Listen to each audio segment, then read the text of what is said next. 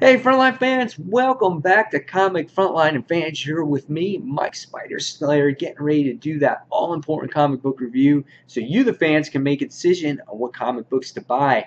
And today, fans, we're going to be talking about Superman issue number 40. That's right, fans. Now, Jeff Johns is no longer on the book. It's sad to see him go. Really missed his writing on this series. However, we do have John Romita Jr. Writing this Superman title, and he's also doing the pencils here.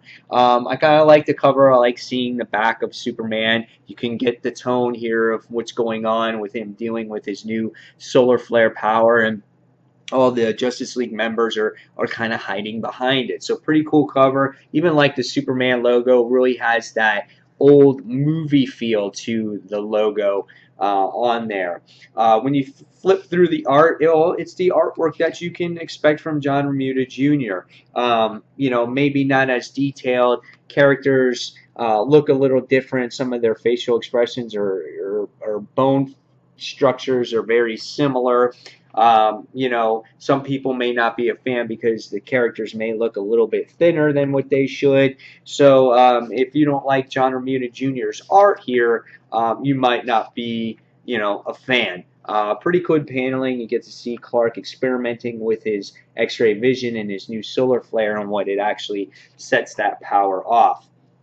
All right, so now that we saw the artwork in this issue, what did I think of the actual book's story? Well, again, this is titled as Powerless, and we get to see that Clark is really busy kind of experimenting with this new power. He's trying to figure out what sets it off, what causes it, what it's going to do to you know, people around him, himself, and things like that. So what happens in the issue is you wind up seeing Batman kind of pick him up, and there's some very comedic moments in this issue, which, you know, Batman makes a joke about using gas for the Batmobile. Even Superman is kind of on a more humorous side in this issue too, which you don't always see from Superman. You know, you get to see him, you know, go out on the town, go drinking a little bit in this issue, and he makes some funny comments and things like that. But throughout the issue, you're here on the Justice League Watchtower, and again, they're discussing about Superman's new ability,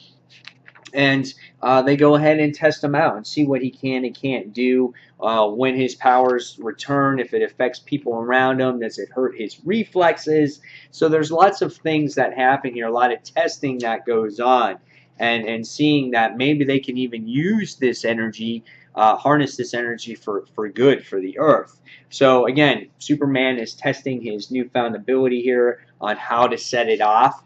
And once he does that, then he goes out for a night out in the town with the others. He starts drinking, he eats hamburgers, because one of the cool things that he says, he's like, the one thing that I enjoy while I'm a human is eating, you know, because he doesn't really taste the food or doesn't digest the food the way others do. Same with the beer. He doesn't, you know, enjoy the, he doesn't, you know, get drunk or anything like that. And we get to see him actually drink here. I mean, he kind of lets himself go. He gets a little stubble going here. He's drinking. He's just saying how he can, you know, we can use this energy. He's like this happy drunk. And the others are kind of laughing at him and stuff like that, and he winds up passing out. And so I thought that was kind of funny in the issue here. And then he wakes up with this like hangover, and you know, there's these fries all over the place, and he's just like, what's going on? You know, so he's kind of like freaking out. So it's a different type of side that I don't normally see from Clark. So I kind of appreciated what Romita Jr. did here. I liked it. I thought it was fun. Forgets he doesn't have his flying powers because he's still recovering from this flare. And then by the time we get to the end of this issue, he goes against these thugs that have these super-powered guns. And we can see that Superman is strong, but he's not as strong as he normally is. He starts bleeding. You know, he can't lift things as strong as he usually can. And he captures these thugs and winds up winning the battle. But what happens is, he gets, you know, filmed from amateur, you know, from amateur videographers and newscasters and paparazzi and everything else, and it winds up going all over the news that We don't see this very often, but Superman has a bloody face, and he seems to be a little bit in danger.